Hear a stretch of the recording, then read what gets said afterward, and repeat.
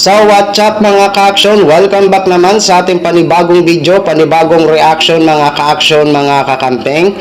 Dahil nga po sa patuloy na pag-iiyak ng mga didiles, eto naman ho si Vice Ganda.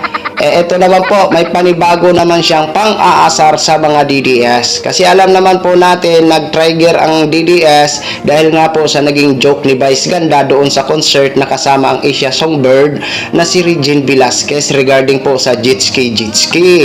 At yun nga, may isa namang kilalang personalidad na talagang supporters ng mga Duterte, nanawagan din, na i-boycott daw ang mga ini-endorso nito ni Vice Ganda dahil nababastusan siya sa ginawa.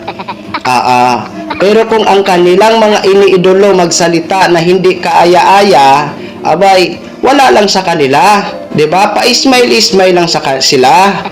'Di ba? Pero itong joke ni Vice Ganda, na may tama naman ang pag-joke ni Vice Ganda dahil ang salitang Jitski, sa kanila naman yan tatay nila na tinuturing na digong, abay, inis na inis ho sila.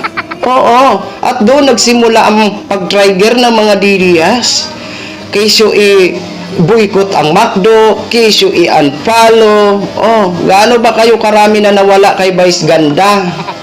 Ikitang-kita naman ho sa kanyang followers na 20M, ngayon mahigit pa yan, kulang-kulang pa 20M. Ibig sabihin kakarampot lang ang nag-unfollow. Ibig sabihin kakaunti lang pala ang mga DDS. So dahil ito, hindi kayo tumitigil na sa iyong pag-iyakan, hindi rin kayo titigilan ni Vice Ganda sa pang-aasar. Diba? Alam naman po natin ito si Vice Ganda, komedyante po ito eh. 'Di ba? Komedyante po ito.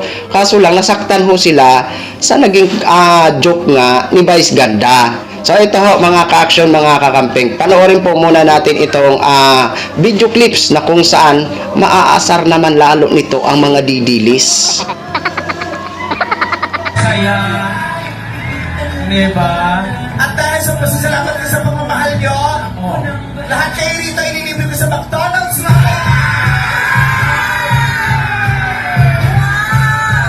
After showtime, diretso tayo sa McDonald's. Gusto nyo yun?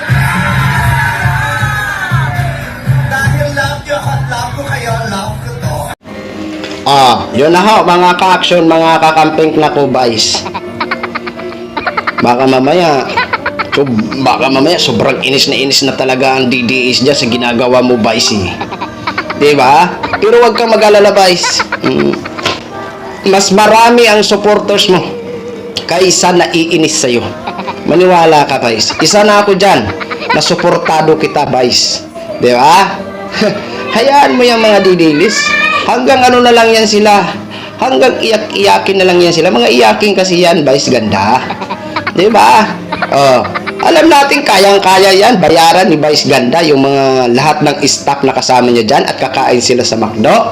Kayang-kaya, so barya lang yan kay Vice Ganda. Diba? Tapos, basta daw, Vice Ganda, ano naman kaya magiging reaction naman itong mga DDS na ito? Kitang-kita ko naman talaga siguro sa mga mukha nito, talagang nagamurugot naman siguro sa sobrang inis.